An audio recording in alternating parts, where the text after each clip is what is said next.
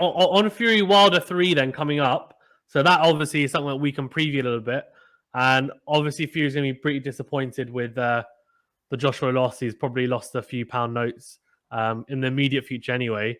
But I'm assuming that's not going to change his focus going into this fight. You said before you're a little bit worried about the team, how they're kind of talking about the fight. Do you think they're worried at all that Fury could lose?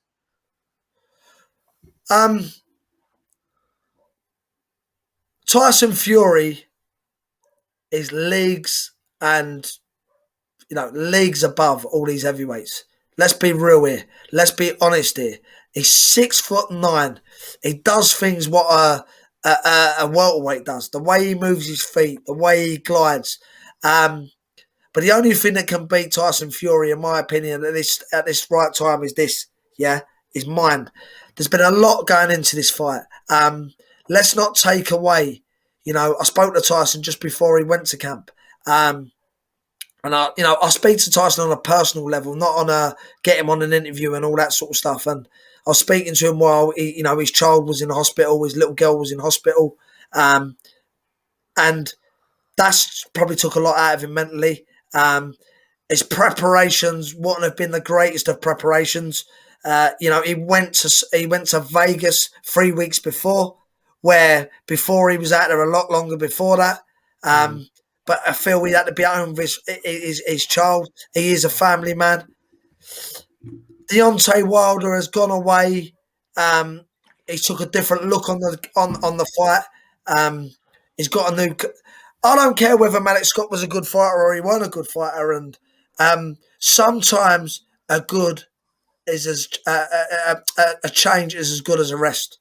Sometimes it's even better than a rest, and just to sharpen up your team, change your team, because we're hearing what Mark Breland said. Oh, he's a great fighter, and you should listen to him. He should have done this, but we're hearing what these people are saying, but we don't know what was happening in that camp with Wilder. We don't know what was happening. Do I agree with the stoppage? Yeah, I think it should have been stopped. Blah blah blah blah blah. Yeah. So it's black and white that fight should have been stopped. So what Breland said, people are going to listen to what he said. But how do we know what went on in camp? How do we know what happened there, here and there and everywhere? Him and Malik Scott look like they've gelled together very well, very very well. I don't think the tactics is to go out there and try and fight, to try and box Tyson Fury though. No. He's got to run out and just try and listen. You got 3 rounds here, son. Get out there and just absolutely try and maul this geezer, because Tyson's not only big and athletic, right? Tyson can do 12 rounds like it's yesterday. I see Tyson walk into the gym. We was up in Manchester, and I see him walk into the gym with kebab hanging out of his mouth. He'd been on a bender. There was still a bit of chili sauce hanging off the side of it, and he got in the ring. He sparred Joe Joyce and sparred Daniel Dubois, both on the same day, like it was nothing. Yeah, he's a natural fighter. There's a difference in a manual fighter, which I would call Anthony Joshua, and an automatic fighter with Tyson Fury. Same as Usyk. Usyk's an automatic fighter. He don't need to put it in the gear to let his shots go. He just flows. It's poetic. But I believe in the mental factor, and I'm not going to sit there. I'm going to put my prediction out, and it's not going to be, oh yeah, if his head's not right or whatever, because it's not about. I will end up putting my prediction out on this fight as it comes closer, and I want to see the week before the fight. I want to see the press conference and that. But it's interesting to see how Wilder's turned up. He's not talking at all now. From talking like a clown to not talking at all. Is there any fire? Is there any wood to burn that fire for Fury? Is Fury thinking, what's coming here? Is Wilder trying to play the mind games himself? Do you know what I mean? But we all know Wilder ain't got the best of boxing ability. He still won an Olympic bronze medal, so he's not that bad. And he's knocked out 40 people or whatever he's knocked out. And listen, whether you call him a bum or not, it's hard enough to knock someone out. You know what I mean? To knock the local drunk out down the pub, you got him in the right place, right? So has Wilder got a chance? Wilder's always got a chance. How big a chance do I say? Maybe, me winning on a scratch card if I go down and buy a scratch card. So he's always dangerous. And let me tell you something. Lightning never strikes twice. And if you watch that fight back properly, Wilder, Fury hit Wilder with a right hand over the top, and I think it hit him just above the ear. Yeah. And his equilibrium went, right? And when your equilibrium goes, your balance, your power, everything leaves you, right? So will that same thing happen again? Because let me tell you something. Wilder carried on like a wounded animal for rounds, yeah? And still kept trying. Has Wilder got a heart? Bundles of it. Has he got balls? Bundles of them. He never went back to that corner and sat in the corner and went, all right, fair enough, I've been beat, I've been smashed to pieces. He was still moaning afterwards. So for me, Wilder is still a real threat for Tyson Fury. I'm more excited about Tyson Fury, Deontay Wilder, than I was about Alexander Usyk v Joshua. I knew what was going to happen in the Alexander Usyk v Joshua fight. I don't know what's going to happen in this fight. Interesting. Is it going to be like the first fight? No. Or can it be? Maybe. Is it going to be like the second fight? I know how Tyson Fury ticks. That's the difference to other people. I've been in camps with Tyson for, I've been in Holland with Tyson for 8 weeks, 10 weeks, right? Camps, right? I've been in camps with loads of Tyson. I know how Tyson ticks. The first fight was he can't do it. That's Tyson's favourite saying. He can't do it. He loves proving people wrong. The second fight, no way he was going to do it like that in that style. He done it. The third fight, he goes in as the favourite. Tyson's not a favourite man. He's not a favourite. Yeah, I was going to say that. Like, he's never really gone into one of these big fights as the overwhelming favourite. So I wonder how he handles it. How do you think he approaches it in terms of tactics? So sorry, before we carry on. Yeah, go on. Sorry, go on. People will always say, but this. The man who fought in America, what was his name? Cunningham. Cruiserweight. Should have walked all over him. Got put on his ass. Pavek, whatever his name is, knocked him over. Done him in 3 rounds, but he was useless. Yeah. Knocked Tyson over, though. Done Tyson with the right hand, knocked him over. John McDermott the first time. Yeah. Otto Wallin as well, I guess. Otto Wallin, right? Dillian White's going to knock Otto Wallin out. Dillian White will smash Otto Wallin. But you can't say Dillian White's better than Tyson because he knocked out Otto Wallin. Yeah. You see what I'm saying? But all these fights, he's not looked great in. He's not looked great in, right? So that's the interesting thing. What do I think the tactics is going to be? And I'm telling you now, I ain't spoke to Tyson. Don't talk to Tyson really about boxing, to be honest with you, because we just talk on a friendship level. Yeah. I could see it being a Klitschko. Performance. Okay.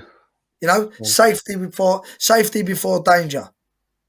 Safety before danger. Just moving, making Wilder miss. I'll be honest with you. I think if he goes out there gun ho again the same way, big chance he could get chinned. Yeah, I mean, that always happens though, isn't it? You always leave yourself open, I guess. And I'm assuming Wilder's going to be more calculated in the way that he boxes, in terms of he will be more aggressive, but he's not going to just swing windmills, I think. Or what do you think?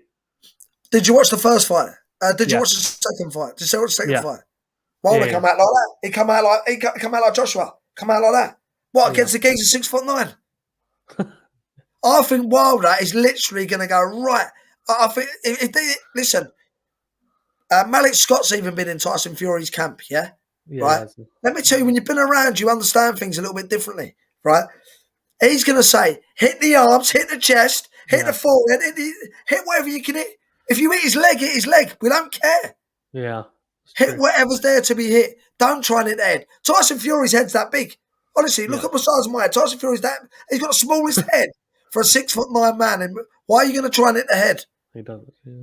Hit the body. If you look at what Wilder's been doing, Wilder's been hitting low. Everything's been low. Yeah. Even that Malik Scott ain't the biggest of men, but everything's sort of hit. Boom, boom, boom. That's Tyson's chest. Hit the chest, hit the arms. Yeah. Listen, if Wilder hits Tyson on the arm, that'd be dead for 4 rounds. Yeah, it's true. I mean, he hits people on the chin and puts them to sleep. Do whatever you can. Do whatever you can. Don't let him. Don't let him. Just don't let him rest. Don't let him do nothing. Don't let him do nothing. What I'd be saying to Wilder is, when Tyson lays over you, fall on the floor. Fall on the floor. Don't let him use. Don't let him use that the weight on top of you. Mm. Do you know what I mean? And he'll get warned to keep for leaning over him. But you know what? I know the tricks of the pros. I know all the tricks of the pros. You know, other people say, wrestle back with him, wrestle back with him. Why are you going to wrestle back with a 6 foot, 18 stone man? You know what I mean? It's a good fight. It's a good fight. It's intriguing. We know if Tyson gets it on the chin, he goes over. You know what I mean? I mean, people making the assumption of, yeah, you know what? I think Joshua knocks Usyk out. I think Joshua, he hits him. Hold on a minute. Usyk's never been on the floor, mate. What are you on about? Have you got any proof? I know he had that fight where he slipped over or something in it, right? And I think they counted it. But he's never been on the floor. So yeah, I think it's Beterbiev, wasn't it? Beterbiev. Yeah. Who is vulnerable in this fight? Who is vulnerable in this fight? We know Joshua goes over. So why are you? How are you putting that comparison with Usyk? I know we've gone on to that other fight now, but I'm just saying, how are you putting a comparison on Usyk? Do you see what I'm saying? No, I think it's to do with the power, isn't it? They look at who's got the most power, and in their eyes, who's got the most power, and they say, okay, that's the danger man. He's got the most chance of flooring someone. I think that's probably how they look at it, isn't it? Deontay Wilder, I'll sum it up like this. Deontay Wilder, has got the power if he hits Tyson Fury. If you don't hit Tyson Fury, you might as well put Paddy Barnes in there, the little flyweight. Because if you're not going to hit someone, how can you use the power? This is what I'm saying. All these experts and all these pundits that have broke down the Joshua fight, they've all broke it down in the same way. So it's like they've all been given a script to say, too big, too strong, But they don't get asked questions. But what do you mean he's too big? He's too strong. How is he going to adapt that size? How is he going to adapt that strength? Because that's the questions I'd be asking. So if I was sitting in a studio now with someone and, vice versa, Tony Bellew, just use him for an example. Tony Bellew's IQ is much bigger than that of Joshua's. Much better, right? But if Tony Bellew said to me, no, I think he's going to be too big, Pete, and I think he's going to be... Explain it to me. Explain it to me. Don't just explain it to me. Explain it to people sitting on their couches. Sitting there drinking their can of Guinness or whatever. Because let's explain to people what boxing's really about and why you think he's going to do that. When you go to battle, no disrespect to the people that are at the front. No disrespect. Listen, see them lunatics. Let them all just run in. But when you get the people on the horses and you get the people, the snipers and things like that, they're planning what to do. They plan what to do. Leave the lunatics to run in there and all get killed, but they're our human shield. You know what I mean? No, it's interesting. No, it's very interesting actually. I'm assuming you're gonna say close to the time of Fury win, but I'll leave it as you saying that Fury's obviously a class above. But I'm assuming it sounds like you want to have a look at how the presses go and everything, and media obviously, and see. Honestly, I usually put my prediction out towards the end, right? Yeah. So the funny thing with me is, I put my prediction out after most people put their predictions in. Experts, pundits, whatever you want to call them, or ex-fighters. And people might think, you know what, I think he puts it out because he hears what they all say first and all that. Listen, 99% of the time they all go the other way to me. Because I don't just look at Fury's too big, Fury's this, Fury's that. I look at the breakdown. I look at their mentality when they're on the scales. I look at if Tyson really wants to be there. I look at if Deontay Wilder looks like he wants to come this time to really, really put it on him.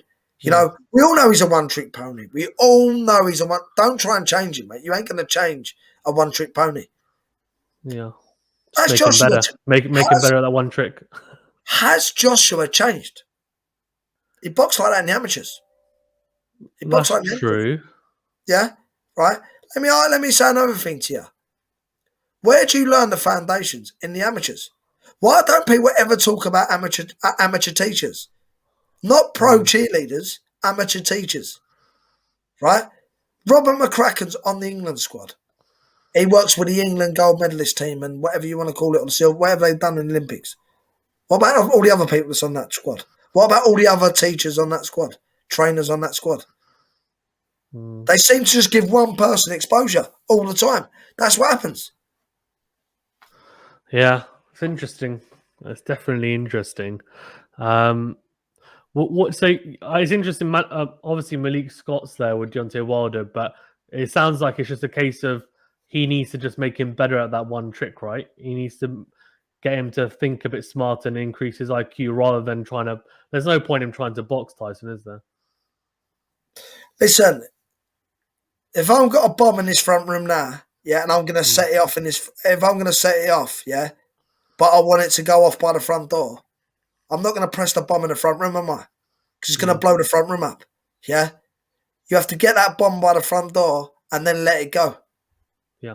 So there's no point in Tyson being by the front door and Deontay Wilder letting bombs off in the front room. You've got to just all he's got to do is find his range. All it's about is finding his range. Maybe working on his feet a little bit more. Working on the speed of his feet a little bit more to get there. Be a small target. You're a big man, but be a small target because he's bigger than you. He's bigger than you. So it's listen, you can't chop a tree down if you cut it at the top. Keep smashing the middle of it, it will soon go. It will soon go. Agree. No, I agree.